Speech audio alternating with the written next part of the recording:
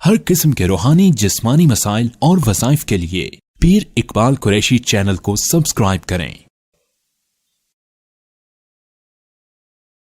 نحمده ونصلي ونسلم على رسوله الكريم اما بعد فاعوذ بالله من الشيطان الرجيم بسم الله الرحمن الرحيم واسماعيل وادريس وذا الكفل كل من الصابرين وادخلناهم في رحمتنا انهم من الصالحين صدق اللہ العظیم۔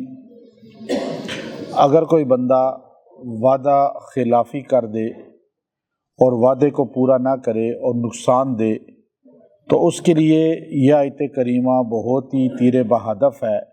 اس میں اللہ رب العزت نے وعدہ پورا کرنے کے لیے ایک خاص قسم کی تاثیر رکھی ہے، چونکہ آج ہمارے معاشرے میں وعدہ خلافی عام ہو چکی ہے اور ہر بندہ تقریباً وعدہ خلافی کرتا ہے۔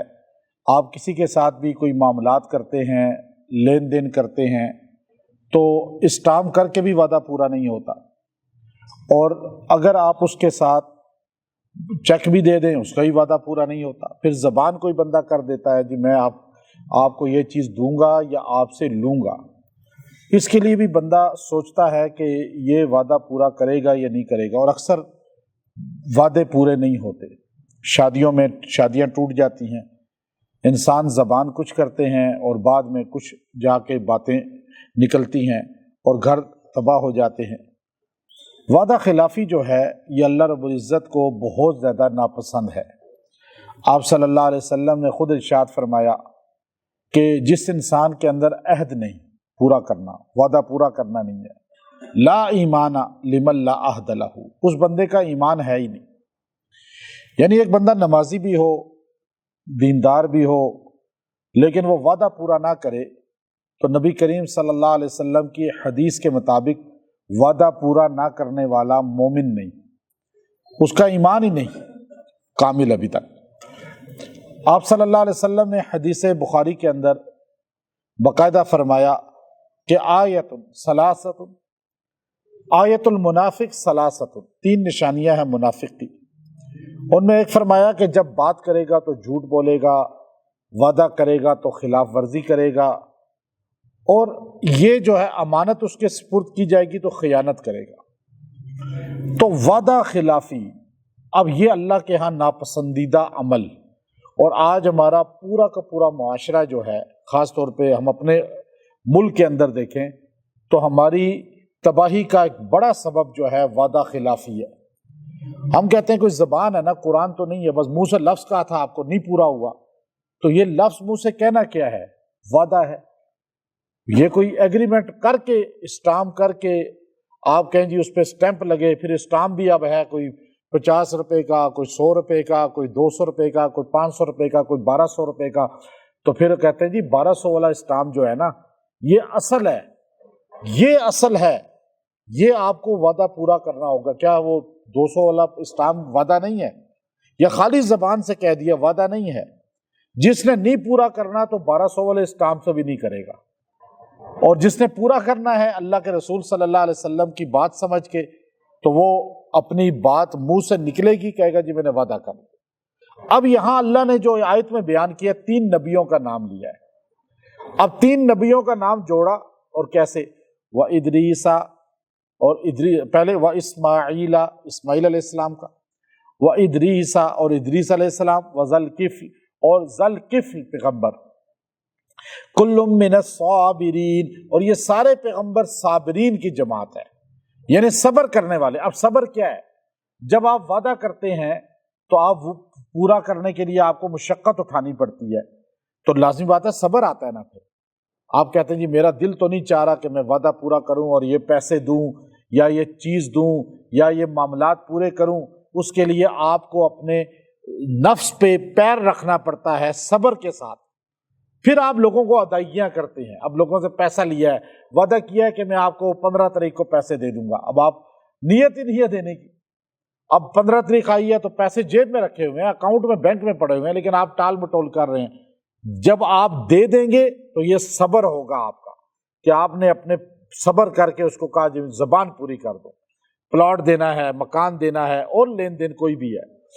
یہاں اللہ نے پیغمبروں کا نام لے کے ذل کفل کہہ کر صبر کو کیوں جوڑا، یہ ایک بڑے نقطہ ہے جو اصل چیز ہے۔ تفسیر ابن کثیر کہتی ہے اللہ نے آگے کہا وَأَدْخَلْنَاهُمْ فِي رَحْمَتِنَا، یہ سارے داخل ہوئے ہماری رحمت میں۔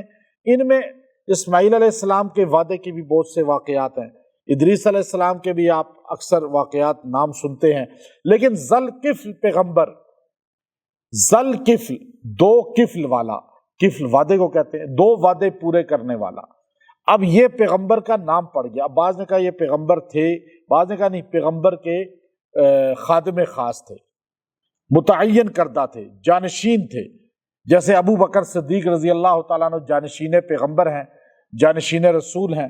تو آپ علیہ السلام نے اپنے مصلح کا وارث سیدنا ابو بکر صدیق رضی اللہ عنہ کو بنایا۔ حضرت یسع علیہ السلام کا ذکر قرآن میں آتا ہے۔ یسع علیہ السلام اللہ کے رسول ہیں۔ ذل کفل جو ہیں ان کے بارے میں بعض مفسرین نے کہا کہ یہ نبی ہیں، بعض نے کہا نبی نہیں، یہ نبی کے جانشین ہیں۔ خیر نبی ہوں یا نبی کے جانشین، اغلب قول یہ ہے، بہترین مضبوط قول، کہ یہ نبی ہی ہیں، چونکہ نبیوں کے ساتھ اللہ نے ذکر کیا۔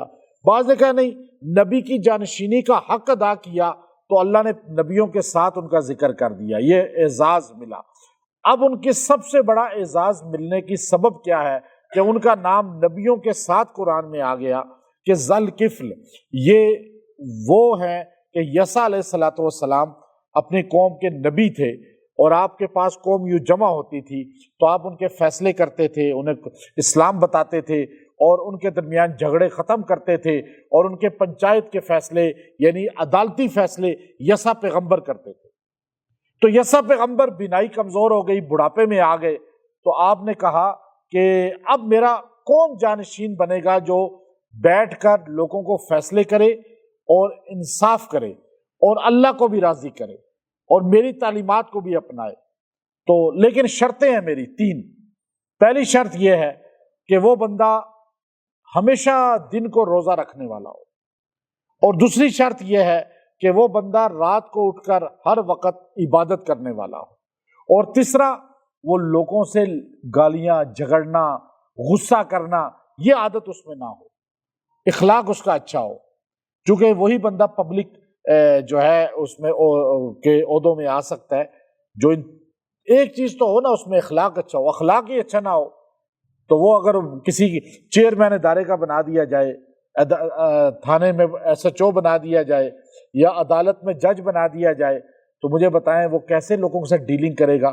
فیصلہ کرنے میں بھی غصہ، انا، غرور، تکبر آ جائے گا۔ آپ نے کہا تین صلاحیتیں جس میں ہیں وہ آ جائے، کھڑے ہو جاؤ، ایک کوئی بندہ ایسا ہے تو۔ اب مجمع کثیر تھا، ایک بندہ بھی کھڑا نہیں ہوا۔ تینوں کس کے اندر یہ صلاحیتیں ہوں؟ رات پوری عبادت کرنے والا، دن کو روزہ ہمیشہ رکھنے والا، یہ نہیں کبھی کبھار، ہمیشہ، اور بد اخلاق نہ ہو۔ دیندار لوگ بھی بد اخلاق ہیں، بے دین لوگ بھی بد اخلاق ہیں۔ اچھا باقی دو صفات تو چلو دینداری کی ہے نا، تیسری صفت کا تعلق انسان کی نیچر کے ساتھ ہے کہ یہ بندے کی خاندانی پس منظر اور گھر کی تربیت ظاہر کرتی ہے کہ یہ بندہ بد اخلاق ہے، تو پیچھے وجہ کیا ہے۔ تو ایک بندہ پرانے کپڑے پہنے ہوئے کھڑا ہو گیا، مزدور ٹائپ تھا، یعنی قوم کا کوئی بہت بڑا آدمی نہیں تھا، عام سا آدمی تھا، وہ کھڑا ہو گیا۔ جھوٹ نہیں بولتے تھے لوگ اس زمانے میں بھی، جتنا پیچھے چلے جائیں نا لوگ جھوٹ نہیں بولتے تھے۔ اب جتنا ہم قیامت کے قریب جا رہے ہیں تو لوگ مسجد میں بیٹھ کے بھی جھوٹ بولتے ہیں، لوگ قرآن پاک کھولے ہوئے بھی جھوٹ بول رہے ہوتے ہیں، کیونکہ وہ ختم ہو گئی نا خوف کہ اس کا وبال کتنا ہے۔ تو اب وہ کھڑا ہوا، کہنے لگا جی میں ہی ہوں ایک۔ اور یسع نے یوں دیکھا تو کہنے لگے یہ بندہ حلیہ اس کا عجیب سا ہے، کیا پتہ یہ ویسے ہی کھڑا ہو گیا ہو۔ آپ نے اس کو نظر انداز کر دیا۔ کچھ عرصہ گزرا، پھر ایک دن آپ نے یوں فی البدی کہہ دیا مجمع میں کہ بھائی کوئی بندہ ہے جو میرا معاون بنے لیکن یہ تین صفات ہوں۔ کوئی بندہ کھڑا نہیں ہوا۔ ایسے جھوٹے کوئی کھڑا ہو جاتا جی میں جو ہے نا میں بھی شب بیدار ہوں، ایسے جھوٹ بول سکتا تھا، نہیں کھڑا ہوا کہ پیغمبر ہے سامنے، پیغمبر پہ وحی اتر جائے گی۔ تو یہ بندہ پھر کھڑا ہو گیا، تو آپ نے کہا اچھا ادھر آ، پھر پاس بٹھایا، پھر اسے کہا کہ آج سے تمہارا یہ فیصلے کرے گا میرا جانشین ہے۔ پھر اس کو دیکھا، اس کے اندر صلاحیتیں ساری تھیں، اور اس کو آرام خفیہ طریقے سے بھی دیکھا ذوالکفل پیغمبر جو ہے یہ لوگوں میں فیصلے کرتے تھے، صبح بیٹھتے تھے، اچھا رات پوری عبادت اللہ کی کرتے تھے مصلی پہ، دن کو پورا روزہ رکھتے تھے، رات نہیں سوتے تھے، دن کو بھی نہیں سوتے تھے، اور دن کو لوگوں میں تبلیغ، بیان، واعظ، نصیحت، فیصلے۔